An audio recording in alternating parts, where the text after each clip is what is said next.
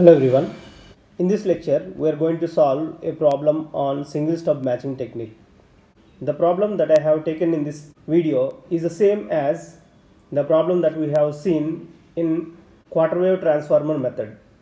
So we are going to take the same problem and solve it by using single stub matching technique.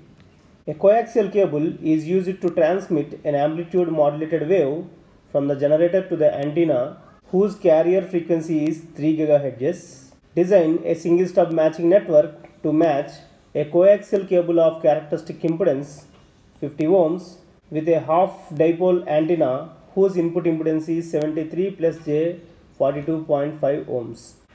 So operating frequency is given f equal to 3 GHz, that implies lambda equal to c by f, that equal to 3 into 10 power 10 centimeters per second by 3 into 10 power 9, that is 3 GHz, that is equal to 30 by 3 10 centimeters. So this is the operating wavelength, lambda equal to 10 centimeters. So this is the required setup for our case. The load is 73 plus j times 42.5 ohms and the characteristic impedance of the transmission line is 50 ohms.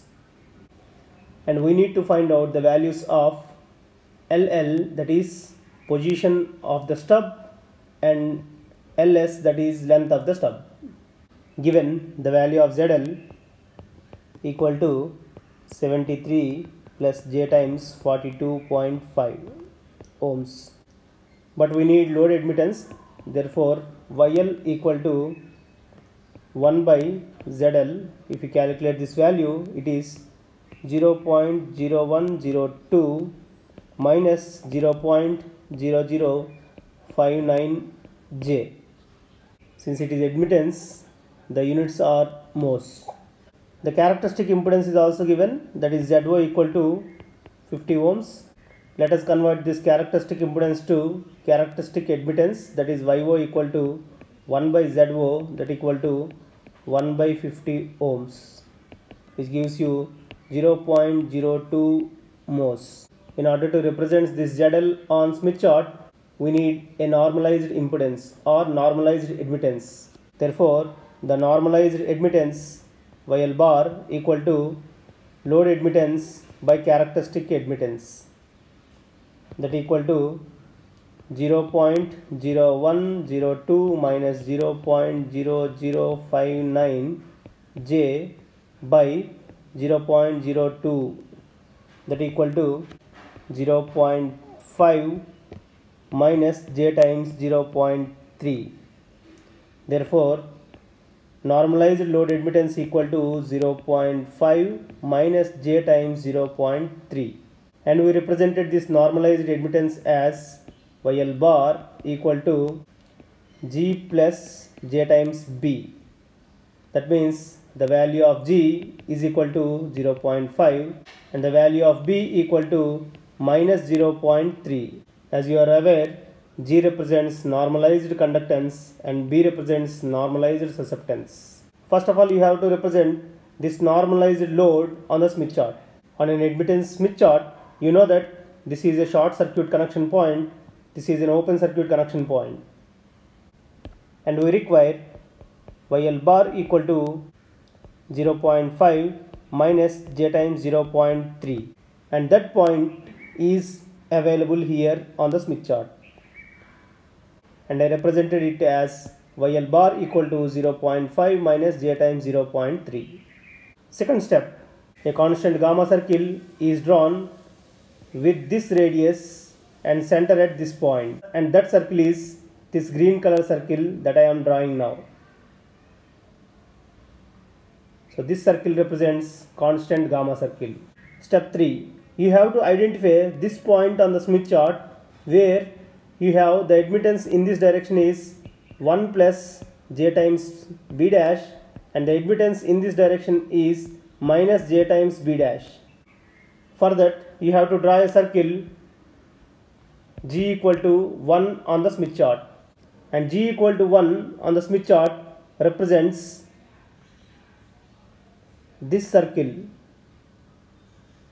and the point of intersection of these two circles are this point and this point. This point represents 1 plus 0.825 that you can see here. Anyway, the second point is mirror image of the first point, which is 1 minus 0.825 that you can see here. Now let us find out the distance between stub and the load, that is L suffix L. If you want this point, you have to travel a distance towards the generator until you reach 1 plus j times b dash, and on the Smith chart 1 plus j times b dash is this point. So from the load you have to travel up to here, and it is towards the generator. Towards the generator means clockwise direction. That's why you have to measure this angle, and this angle is 155.5 that you can see here. So therefore this angle is 155.5. The next step is to find out the length of the stub. For that you have to take mirror image of this point, which is 1 minus 0.825j, that is available here. Next step is to draw a constant susceptance circle which is passing through this point, and that circle is this curve which is passing through that point, and it intersects G equal to 0 curve, which is the outermost curve on the Smith chart, at minus j 0.825. That means the impedance which is available here is minus j 0.825. Now your job is to find the distance between short circuit and point on the stub, which has a value minus j times 0.825. On a Smith chart, a short circuit point is available here, and now you have to travel towards the generator to reach up to minus j 0.825.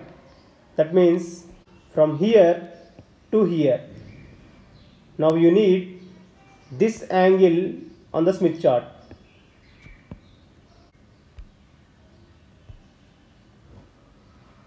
And this angle is, you can see here, 101 degrees. Therefore this is 101 degrees.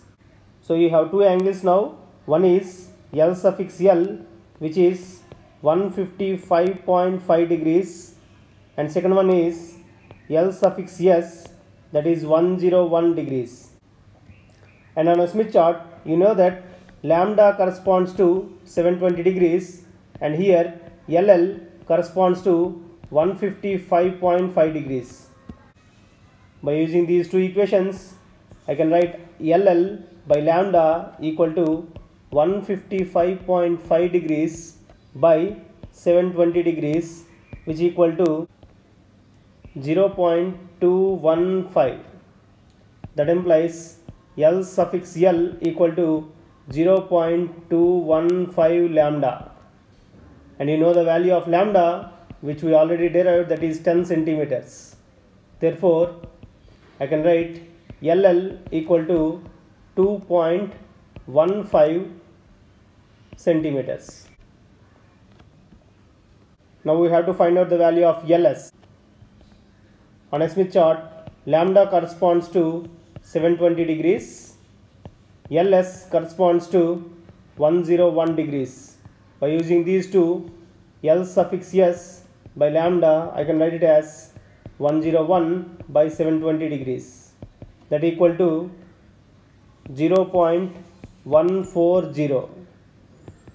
That implies LS equal to 0.140 lambda. Anyway, the lambda value is 10. I can write it as LS equal to 1.40 in centimeters.